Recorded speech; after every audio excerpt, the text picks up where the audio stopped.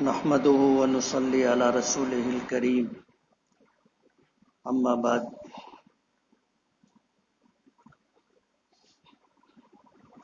اعوذ بالله من الشيطان الرجيم ولا تيأسوا من روح الله انه لا ييأس من روح الله الا القوم الكافرون صدق اللہ العظیم۔ بزرگان محترم اور عزیز دوستو، قرآن کریم ایک آفاقی کتاب ہے۔ روئے زمین پر جتنے مذاہب پائے جاتے ہیں ان کے پاس اپنے مذہب کے تئیں جو بھی دستاویزات ہیں، کتابیں ہیں، ان میں قرآن کریم ہی ایک ایسی کتاب ہے جو اللہ کا کلام، حتیٰ کہ آسمانی کتاب میں توریت ہے، انجیل ہے، زبور ہے، ہمارا ایمان ہے کہ وہ آسمانی کتاب ہے، لیکن انسانوں کے دست برد سے محفوظ نہیں۔ جیسے جیسے زمانہ گزرتا رہا، توریت، انجیل، زبور جن جن لوگوں کے ہاتھوں میں رہی، انہوں نے اس میں تبدیلیاں کی، اس میں کمی بیشی کی۔ آج مثال کے طور پر اگر کہا جائے تو روئے زمین پر انجیل کے 18 نسخے ملتے، اور یہ 18 کے 18 ایک دوسرے سے مختلف ہے۔ اگر عیسائی دنیا سے پوچھا جائے کہ یہ 18 کی 18 کتابیں آسمان سے نازل ہوئی ہیں تو وہ کہتے ہیں کہ نہیں، اور ان سے اگر پوچھا جائے کہ اس میں کون سا نسخہ ہے جو اصل ہے تو ہر فرقہ جو ہے اپنے نسخے کو اصل بتاتا ہے، دوسرے نسخوں کو رد کرتا ہے۔ لیکن پوری دنیا میں قرآن کریم جہاں جہاں ہے من و عن ویسا ہی ہے، آپس میں کہیں اختلاف اور فرق نہیں ہے، زیر زبر کا فرق نہیں۔ اور اگر پریس کی غلطی سے کچھ فرق پڑ جاتا ہے تو اسے ختم کیا جاتا ہے، فرق کو برداشت نہیں کیا جاتا، وہ فرق ختم کیا جاتا ہے۔ تو روئے زمین پر پائی جانے والی تمام مذاہب کے پاس جو کتابیں ہیں اس میں قرآن کریم ہی ایک ایسی کتاب ہے جسے اللہ کے کلام ہونے کا شرف حاصل ہے، اور یہ رہتی دنیا تک رہے گا۔ جب اللہ پاک دنیا ختم کرنے کا ارادہ فرمائیں گے تو قرآن کریم اٹھا لیں گے۔ اس سے پہلے میں اس بات کی وضاحت کر چکا کہ قرآن کریم جب اللہ پاک اٹھائیں گے تو اس سے پہلے ایسے لوگوں کو اللہ پاک اٹھا لیں گے جن کے سینوں میں قرآن پاک محفوظ ہے۔ حفاظ کرام کو اٹھا لیا جائے گا، علماء کرام کو اٹھا لیا جائے گا،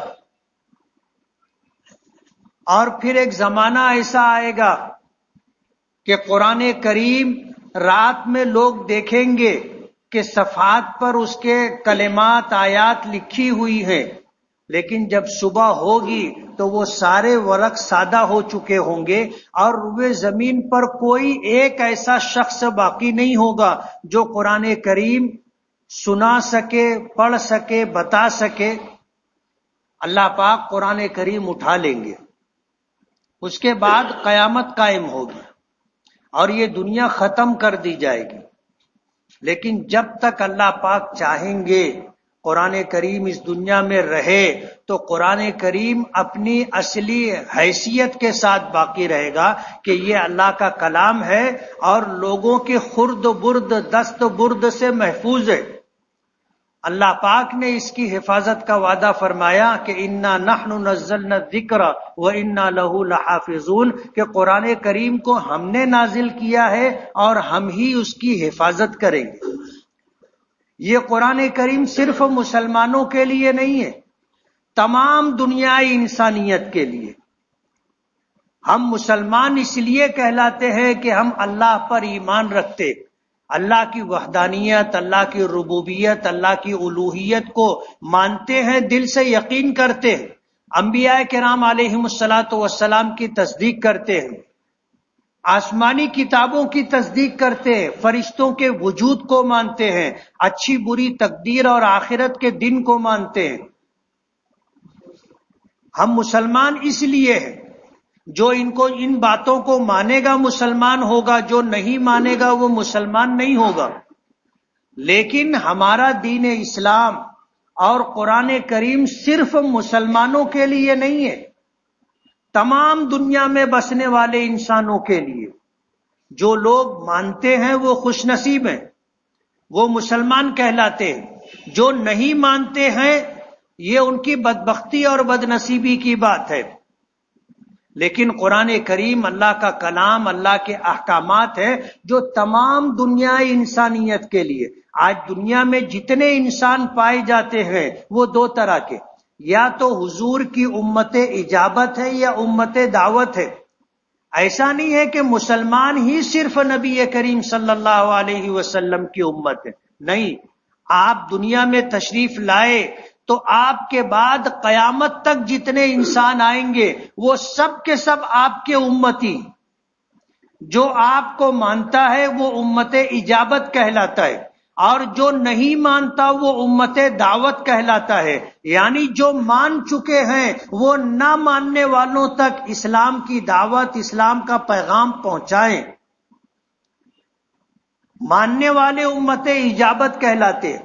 ان کی ذمہ داری ہے کہ وہ امت جو نہیں مانتی ہے، جسے امت دعوت کہا جاتا ہے، اس تک اسلام کا پیغام، نبی کریم صلی اللہ علیہ وسلم کی نبوت، رسالت اور آپ کے فرمودات ان تک پہنچائیں۔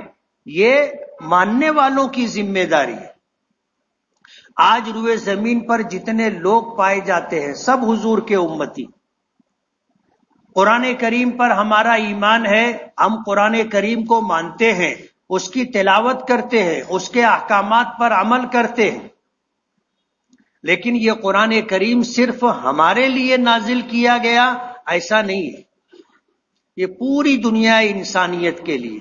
اس کی ایک آیت کے ٹکڑے کی میں نے تلاوت کی ہے، وَلَا تَيْأَسُوا مِن رَوْحِ اللَّهِ، اللہ کی رحمت سے مایوس نہ ہو۔ اور پھر اللہ پاک نے فرمایا اِنَّهُ لَا يَيْأَسُ مِن رَوْحِ اللَّهِ إِلَّا الْقَوْمُ الْكَافِرُونَ، اللہ کی رحمت سے وہ مایوس ہوتے ہیں جو اللہ پر ایمان نہیں رکھتے، اللہ کی ربوبیت، الوہیت اور وحدانیت کے منکر ہیں، وہ کافر ہیں، وہ اللہ کی رحمت سے مایوس ہوتے۔ آج جن حالات سے امت مسلمہ گزر رہی ہے ان میں سر فہرست فلسطینی مسلمان، اور تقریباً 2 عشرہ مکمل ہو رہا ہے، 19واں 20واں دن ہے جنگ کا۔ ایک طرف نہتے فلسطینی ہے اور ایک طرف ایک منظم فوج ہے جن کے پاس دنیا کی وہ ساری ٹیکنالوجی ہے جس کو دنیا کی تباہی اور بربادی کے لیے تیار کیا گیا ہے۔ ان کے مددگار ہیں، برطانیہ ہے، امریکہ ہے، ناٹو کے ممالک ہیں جو کھل کر کے اس کی مدد کر رہے، ہر طریقے سے انہیں سرمایہ بھی دیا جا رہا ہے، انہیں ہتھیار بھی دیے جا رہے۔ اور ایک طرف فلسطینی مسلمان ہیں جن کا کوئی مددگار نہیں ہے۔ 57 اسلامی ملک ہے، کسی میں یہ ہمت نہیں ہے کہ مالی مدد کرے، ان کو ہتھیار فراہم کرے، یہ تو بہت دور کی بات ہے۔ زبانی طور پر بھی ان کی حمایت اور ہمدردی میں کھل کر کہنے کی ہمت نہیں ہے۔ اللہ کے رسول صلی اللہ علیہ وسلم کی پیشن گوئی ہے جو اس سے پہلے میں بتا چکا۔ حضور کی پیشن گوئیوں میں سے ایک یہ بھی ہے کہ آپ نے فرمایا تھا کہ ایک وقت آئے گا غیر تم پر غالب آئیں گے، تمہاری حیثیت ایسی ہوگی جیسے سیلابی پانی کے اوپر تنکے اور جھاگ کی حیثیت ہوتی ہے۔ حضرت عائشہ رضی اللہ تعالی عنہا نے پوچھا تھا کہ اللہ کے رسول کیا ہم لوگ اس وقت تعداد میں کم ہوں گے؟ حضور نے فرمایا کہ نہیں، تم تعداد میں زیادہ ہوگے، کم نہیں ہوگے۔ لیکن ہوگا یہ کہ تم بزدل ہوگے، تمہارے دلوں میں موت کا خوف ہوگا، مرنے کا ڈر ہوگا، جس کی وجہ سے دنیا تم پر غالب رہے گی۔ آج حالات ایسے ہی ہیں، 57 کے 57 اسلامی ملک کو ڈر رہے ہیں، خوف میں ہے کہ ہم اگر فلسطین کی حمایت میں کھل کر کے آئیں گے تو ہمارے لیے بھی فلسطینیوں جیسی تباہی و بربادی مقدر ہوگی۔ آج کوئی بھی کھل کر کے نہیں آ رہا ہے، لیکن میں نے پچھلے ہفتے جو بات عرض کی تھی کہ جو قوم مرنے سے نہیں ڈرتی، اللہ کی مدد اس کے ساتھ ہوتی۔ یہ تو حضور کی پیشن گوئی ہے کہ ایک وقت آئے گا یہودیوں کی سلطنت اور حکومت قائم ہوگی، اور یہ حضور کی پیشن گوئی کا ایک حصہ ہے۔ اور حضور کی پیشن گوئی میں یہ بھی ہے کہ پھر ان کی تباہی و بربادی ہوگی، اور ایسی تباہی و بربادی ہوگی کہ وہ صفحہ ہستی سے مٹ جائیں گے۔ یہودی بھی اس بات کو مانتے ہیں، لیکن خدا کا ایک نظام ہے جو اس دنیا میں جاری و ساری ہے، کوئی اسے روک نہیں سکتا۔ جو چیز مقدر ہے من جانب اللہ وہ ہو کر کے رہے گی، اسے کوئی ہونے سے روک نہیں سکتا۔ فلسطینی بھی اس بات کو سمجھ رہے ہیں، اور یہ وہ لوگ ہیں جو موت سے نہیں ڈرتے، موت سے نہیں ڈرتے۔ مسلسل جد و جہد ان کی جاری ہے، کوشش جاری ہے۔ یہ یہودی اور اسرائیلی روزانہ مسلمانوں کو، فلسطینی مسلمانوں کو، بچوں کو، عورتوں کو، بوڑھوں کو شہید کرتے رہتے، اور پوری دنیا خاموش تماشائی ہے۔ کوئی ان پر قدغن لگانے کے لیے، ان کے خلاف ریزولوشن پاس کرنے کے لیے، اور ان کو ظالم اور ان کو غاصب کہنے کے لیے تیار نہیں ہے۔ دنیا کی زندگی میں 150 سال کی کوئی حیثیت نہیں ہوتی۔ آج اگر فلسطینی زمینوں پر، ان کی جائیدادوں پر اگر یہودی اور اسرائیلی قابض ہیں، اور برطانیہ کا اہم رول ہے، امریکہ کا بھرپور تعاون اور مدد ہے، تو آج جو ہو رہا ہے دنیا دیکھ رہی ہے۔ لیکن وہ وقت آئے گا کہ مددگار بھی مجبور ہو جائیں گے، اور زمین ان کے لیے تنگ ہو جائے گی۔ اور ظاہر بات ہے ہم مسلمان ہیں، ہمیں حکم ہے ظلم کے خلاف اٹھ کھڑے ہونے کا، ظلم کے خلاف آواز اٹھانے کا، اور ظالموں کے خلاف مظلوموں کی مدد کرنے کا۔ نبی کریم صلی اللہ علیہ وسلم کا ارشاد ہے، انصر اخاک ظالما او مظلوما، اپنے بھائی کی مدد کرو چاہے وہ ظالم ہو یا مظلوم ہو۔ صحابہ کرام نے عرض کیا کہ اللہ کے رسول، مظلوم ہے تو اس کی مدد کرنا چاہیے، یہ بات سمجھ میں آتی ہے، لیکن اگر اپنا ظالم ہو اور ہم اس کی مدد کریں تو حضور نے فرمایا کہ اس کی مدد یہ ہے کہ اس کو ظلم کرنے سے روک دیا جائے، ظالم کا ہاتھ پکڑ لیا جائے، ظلم کرنے سے روک دیا جائے، یہی اس کی مدد ہے۔ مدد کا یہ مطلب نہیں ہے کہ ظالم کا ساتھ دے کر ہم بھی مظلوموں پر ظلم کرنے لگے، یہ مطلب نہیں۔ آج دنیا والوں کی ذمہ داری ہے، چاہے وہ مسلمان ہو یا مسلمان نہ ہو، اگر انسانیت پر ظلم ہو رہا ہے تو ہر شخص کی ذمہ داری ہے اس کے خلاف آواز اٹھانا اور اس ظلم کو روکنے کی کوشش کرنا، ہر انسان کی ذمہ داری ہے، چاہے وہ مسلمان ہو یا نہ ہو۔ اسلام میں جہاد کا جو حکم دیا گیا، جہاد کا یہ مطلب نہیں ہے کہ تم غیر مسلموں کو مارو، ان کی جانوں پر، ان کے مالوں پر، ان کی عزت و آبرو پر، ان کی جائیدادوں پر ہاتھ ڈالو، یہ جہاد کا مطلب نہیں ہے۔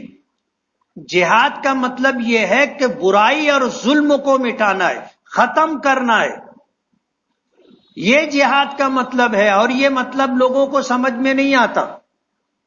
آج اس کو ایک غلط رخ دیا گیا ہے اور لفظ جہاد کو بدنام کرنے کی منظم سازش اور کوشش ہو رہی ہے۔ انسانیت کے خلاف اگر ظلم ہو رہا ہے تو اس کے خلاف اٹھ کھڑے ہونا جہاد ہے۔ برائی کو ختم کرنے کے لیے جدوجہد اور کوشش کرنا جہاد کہلاتا ہے۔ جہاد کا یہ مطلب نہیں ہے کہ آپ غیر مسلموں کو مارو، جو ظالم ہے اس کو روکو، یہ جہاد ہے۔ برائی ہے اسے ختم کرنے کی کوشش کرو، یہ جہاد ہے۔ آج اتنی طاقت ہونے کے باوجود اسرائیل غزہ میں داخل نہیں ہو سکا۔ ایک کوشش کرنے کے بعد جو منہ کی کھائی ہے اور واپس ہوا ہے، آج 19واں 20واں دن ہے، غزہ میں گھسنے کی ہمت نہیں ہے۔ اوپر سے بمباری مسلسل کی جا رہی ہے اور فلسطینی مسلمان شہید ہو رہے ہیں۔ اس میں بچے بھی ہیں، عورتیں بھی ہیں، بوڑھے بھی ہیں، دیندار، مسجدوں کے امام، مدرسوں کے مکتب میں پڑھانے والے اساتذہ سب ہیں۔ حضور پاک صلی اللہ علیہ وسلم نے مکہ فتح کیا تھا، اور فتح کی تاریخ ہے کہ مکہ اس طرح فتح کیا تھا کہ چند لوگ شہید ہوئے تھے اور مشرکین مکہ میں سے چند لوگ مارے گئے تھے بس۔ مکے کے لوگوں نے ہتھیار ڈال دیے تھے، جنگ کی نوبت نہیں آئی تھی۔ اللہ کے رسول صلی اللہ علیہ وسلم نے صلح حدیبیہ کے موقع پر مشرکین مکہ کے ساتھ صلح کی تھی، اور یہ طے ہوا تھا کہ عرب کے قبائل میں سے جو تمہارے ساتھ رہنا چاہیں رہیں، جو ہمارے ساتھ رہنا چاہیں رہیں، اور سب کے سب معاہدے میں شامل ہوں گے۔ تم ہم پر حملہ نہیں کرو گے، ہم تم پر حملہ نہیں کریں گے، اور جو قبائل ہمارے ساتھ ہیں ان پر تم حملہ نہیں کرو گے، اور جو قبیلے تمہارے ساتھ ہیں ہم ان پر حملہ نہیں کریں گے۔ یہ معاہدہ اور ایگریمنٹ تھا۔ 2 سال گزرے، مکے والوں نے ایک ایسے قبیلے پر حملہ کیا جو نبی کریم صلی اللہ علیہ وسلم اور مسلمانوں کا حلیف تھا، مسلمانوں کے ساتھ تھا۔ مکے کے لوگوں نے رات کے اندھیرے میں حملہ کیا اور ان کے قبیلے کے مردوں، عورتوں، بوڑھوں، بچوں کو انہوں نے شہید کیا۔ یہ خبر نبی کریم صلی اللہ علیہ وسلم تک پہنچی۔ یہ دکھ کر کے آ گیا کہ مشرکین مکہ نے معاہدے کی خلاف ورزی کی ہے۔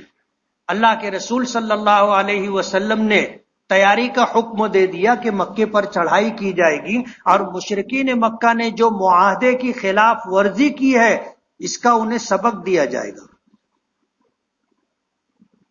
ابو سفیان مکے کے سردار تھے، وہ مدینہ پہنچ گئے اور چاہتے تھے کہ معاہدے کی تجدید ہو جائے اور ہم سے جو غلطی ہو گئی ہے اسے درگزر کر دیا جائے۔ مکہ پہنچ گئے، سب سے پہلے اپنی بیٹی ام حبیبہ رضی اللہ تعالی عنہا، جو مسلمان ہو کر کے حضور کے نکاح میں تھی اور مسلمانوں کی ماں بن چکی تھی، اپنی بیٹی کے گھر پہنچے، اور پہنچنے کے بعد ایک ٹاٹ بچھا ہوا تھا، اس پر بیٹھنے لگے تو بیٹی نے روک دیا اور ٹاٹ لپیٹ کر اٹھا کر رکھ دیا اور کہا کہ بیٹھو۔ تو ابو سفیان کہنے لگے کہ مجھے یہ بتا بیٹی کہ یہ ٹاٹ میرے قابل نہیں تھا کہ میں ٹاٹ پر بیٹھوں، یا میں ٹاٹ کے قابل نہیں تھا۔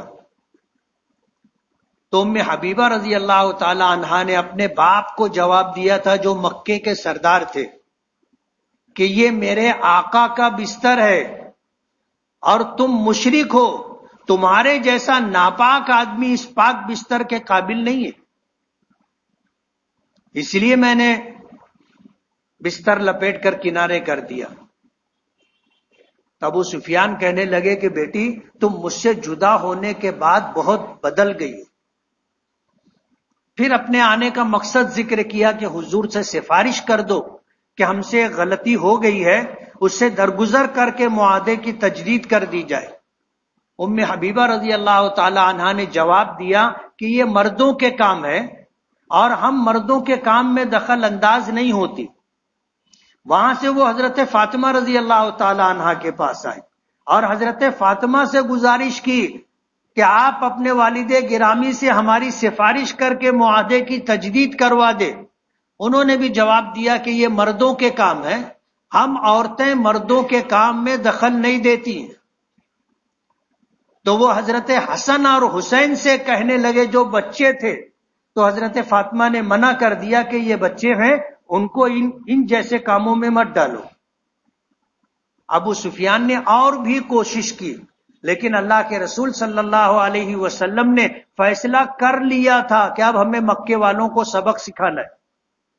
اس لیے کسی نے سفارش نہیں کی. ابو سفیان کو منہ کی کھانی پڑی اور واپس آنا پڑا نامراد. اللہ کے رسول صلی اللہ علیہ وسلم نے مکے کی طرف رخ کیا اور مکے کے قریب پہنچ کر کے 10,000 کا لشکر آپ کے ساتھ تھا.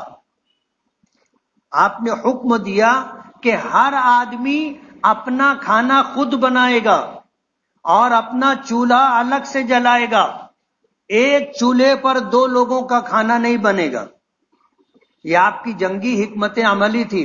ابو سفیان، مکے کے لوگ چھوٹے بڑے پہاڑوں پر چڑھ کر کے دیکھ رہے تھے. جب انہوں نے دیکھا کہ دور دور تک چولہے ہی چولہے جلے ہوئے ہیں، رات کا وقت تھا، انہوں نے اندازہ لگایا کہ ایک چولہے پر اگر 10 آدمی کا کھانا بنے تو یہ لشکر اتنا بڑا ہے جس کی تعداد 1 لاکھ کے قریب ہوگی. حوصلہ ہار گئے اور ابو سفیان پھر دوسرے دن حضور کی خدمت میں آئے معافی کی طلبگاری لے کر کے. راستے میں حضرت عمر نے دیکھا تو تلوار نکال لی کہ یہیں پر نمٹا دیتا ہوں. تو حضرت عباس کی پناہ میں آ گئے اور حضرت عباس ابو سفیان کو لے کر کے حضور کی خدمت میں پہنچے. اور پھر وہاں جو بات چیت ہوئی تو صلح کی بات ہوئی. حضور نے اعلان فرمایا کہ جو ابو سفیان کے گھر میں داخل ہو جائے گا اس کو امان ہے، اس کی جان مال آبرو سے تعرض نہیں کیا جائے گا. تو ابو سفیان کہنے لگے میرے گھر میں جگہ کتنی ہے، کتنے لوگ آئیں گے؟ حضور نے اعلان فرمایا کہ جو مسجد حرام میں داخل ہو جائے گا اس کو بھی امان ہے. ابو سفیان نے پھر کہا کہ سب تو مسجد حرام نہیں پہنچ سکیں گے. تو حضور نے اعلان فرمایا کہ جو اپنے گھر کا دروازہ بند کر لے گا، جو اپنا ہتھیار ڈال دے گا، اس کو امان. اس طرح مکہ بغیر جنگ کے فتح ہوا تھا. لیکن کتابوں میں آتا ہے، تاریخ میں یہ بات ملتی ہے کہ انہی حالات میں ایک عورت کی لاش نبی کریم صلی اللہ علیہ وسلم کو دکھائی. تو حضور نے پوچھا کہ یہ کیا ہے؟ ایک عورت کی لاش، کس نے اس کے اوپر ہاتھ ڈالا ہے؟ اس کی جان کس نے لی ہے؟ لوگ خاموش تھے. حضور پاک صلی اللہ علیہ وسلم نے فرمایا کہ میں اللہ کا نبی ہوں اور جو دین لے کر کے آیا ہوں، عام حالات میں تو جانے دو، جنگ میں بھی ہمیں عورتوں پر ہاتھ اٹھانے کی، بچوں پر ہاتھ اٹھانے کی، معذوروں پر ہاتھ اٹھانے کی، راہبوں اور عبادت گاہوں میں رہنے والے لوگ جنہوں نے اپنی زندگی اپنے دین کے لیے وقف کر دی، بوڑھوں پر ہاتھ اٹھانے کی اجازت نہیں ہے. اس عورت کو کس نے قتل کیا؟ یہ ہے ہمارا وہ مذہب جس کے ہم ماننے والے ہیں کہ عام حالات میں تو جانے دو، جنگ کی حالت میں بھی بچوں کی جان لینے کی، عورتوں کی جان لینے کی، بوڑھوں کی جان لینے کی، اور عبادت گاہوں میں رہنے والے وہ لوگ جو اپنی زندگی دین کے لیے اپنے مذہب کے لیے وقف کر دیے، ہاتھ اٹھانے کی اجازت نہیں ہے. حضور پاک صلی اللہ علیہ وسلم نے فرمایا جو تم سے لڑے تم اس سے لڑو، جو تم سے نہ لڑے اس سے تم مت لڑو. آج یہ اندھا دھند بمباری کر رہے ہیں جس میں زیادہ تر بچے اور عورتیں شہید ہو رہی. ظاہر بات ہے یہ ظلم ہے اور دنیا خاموش تماشائی ہے. اللہ پاک ظلم کو برداشت نہیں کرتا. الظلم ظلمات یوم القیامہ، قیامت کے دن تاریکیوں اور اندھیریوں کی شکل میں ظلم سامنے آئے گا۔ اللہ تعالیٰ شرک اور کفر کو برداشت کر لیتے ہیں کہ وہ اللہ کی ذات سے معاملہ ہے، لیکن ظلم اللہ برداشت نہیں کرتے۔ اب تاریخ اٹھا کر کے دیکھ لو کہ کسی کا بھی اقتدار، حکومت، سلطنت ظلم کے ساتھ نہیں چلتی۔ یہ کتنے دن ظاہر بات ہے، وَتِلْكَ الْأَيَّامُ نُدَاوِلُهَا بَيْنَ النَّاسِ، اللہ پاک اس دنیا میں اقتدار عدلتے بدلتے رہتے ہیں، کوئی ہمیشہ حکومت میں نہیں رہتا۔ اپنے ملک کی تاریخ اٹھا کے دیکھ لو، جو آج صاحب مسند ہے کل نہیں ہوں گے، کرایہ دار ہے، ذاتی مکان تھوڑی ہے۔ حکومتیں اور اقتدار اللہ بدلتا رہتا ہے، آج کوئی اور ہے، کل کوئی اور ہوگا۔ یہ اللہ پاک کا ایک نظام ہے، اور اگر ایسا نظام نہیں ہوتا تو جو برسر اقتدار ہوتے وہ اللہ کی مخلوق پر بے پناہ ظلم کرتے کہ ہمیشہ وہی رہیں گے، کون ان کو روکنے والا ہے؟ لیکن ایسا نہیں ہے۔ ایک زمانہ تھا یہودیوں کا وہاں کچھ نہیں تھا، اور ایک زمانہ آئے گا انشاءاللہ ان کا کچھ نہیں رہے گا۔ اس لیے قرآن کریم کی میں نے آیت پڑھی، وَلَا تَيْأَسُوا مِن رَّوْحِ اللَّهِ، اللہ کی رحمت سے مایوس نہ ہو۔ اللہ کی رحمت سے وہ مایوس ہوتا ہے جسے اللہ کی قدرت پر، اللہ کے اختیارات پر ایمان اور یقین نہیں ہے۔ ہوتا وہی ہے اس کائنات میں جو اللہ پاک کا فیصلہ ہوتا ہے۔ کمزوری ہماری ہے، ہم نے اپنے آپ کو تیار نہیں کیا۔ قرآن کریم میں اللہ پاک کا حکم ہے کہ ہر زمانے میں جس طرح کی ضرورت ہے طاقت کی، اتنی طاقت آپ کے پاس ہونی چاہیے۔ حضور نے فرمایا المؤمن القوی خیر من المؤمن الضعیف، ایک طاقتور مسلمان کمزور مسلمان کے مقابلے میں اللہ کو زیادہ پسند ہے، بہتر ہے طاقتور مسلمان۔